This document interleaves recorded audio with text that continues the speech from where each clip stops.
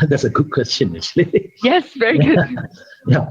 Well, if you compare Greywater with Blackwater, yeah, How does this, like, what was your inspiration and how do you feel about the accomplishments you had so far? Okay, actually, more than 3 years ago, I followed Datuk Sri Zaini Ujang for 1 year. And every Saturday, I'm staying in Melawati. It's a bit far, but I persistently joined and I replicated the program in Melawati. Hello, everyone. Let's start our session now. Good afternoon, ladies and gentlemen. My name is Miriam, and I'm a chemical engineering student at UCSI, and I will be your moderator for today's talk.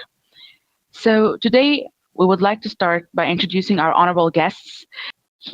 The talk is brought to you today by Green Up Project in our inaugural launch of Awareness Talk series.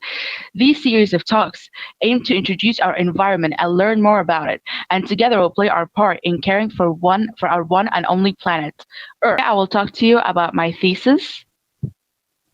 And my thesis is basically to synthesize photocatalyst, zinc oxide, and nitrogen-doped zinc oxide to degrade dieffluent chemicals, and when they are washed away during the manufacturing, they create or they are a part of the dieffluent and they get to be released into the environment. removable bioreactor. But other than that, you can also use other type of reactors, such as sequencing batch reactor. We can use activated sludge. We can use biofilter. There's a lot of secondary treatment process that we can use in order to remove the organic matter. We would like to see our rivers to be in this condition, yeah, a nice place for people to really go there and enjoy the ambience and keeping the rivers clean. So what is important is that the awareness that we want to build to every one of us by going to the river and be close to the river and understand its importance. A very good afternoon to everybody. Friends of Rivers have come up with an approach on how public can participate in taking care of our rivers. Yeah, that's usually due to land clearing and all that.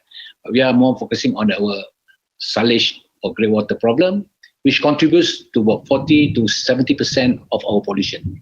That this river actually is a class 5. Class 5 means it's a worst river condition you can get. But in this case, when people extend their houses, they will just conveniently put up a pipe from the sink and it goes into and discharge into the drain.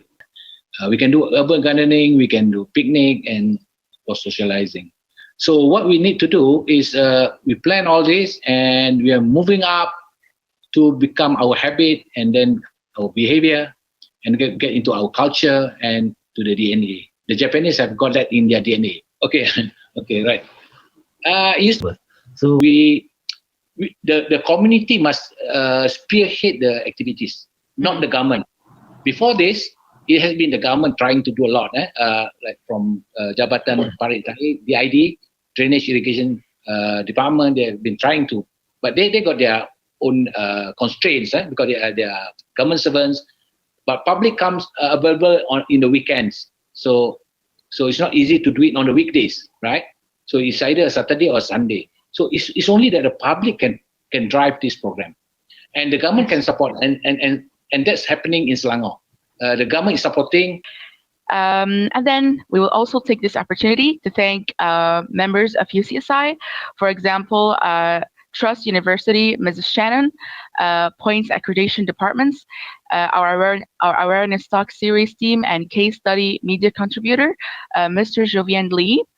We also would like to thank some of our members because I actually did today that presentation, but many of our Green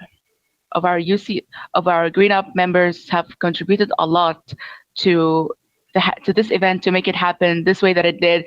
This may include Ryan Pong, Chen Wen Yen, who's also our leader, excellent president for us, Selen Ang, Michelle, Ryan Robert, Chai Pei Yen, and Lim Kim Guan. So I would like to thank them all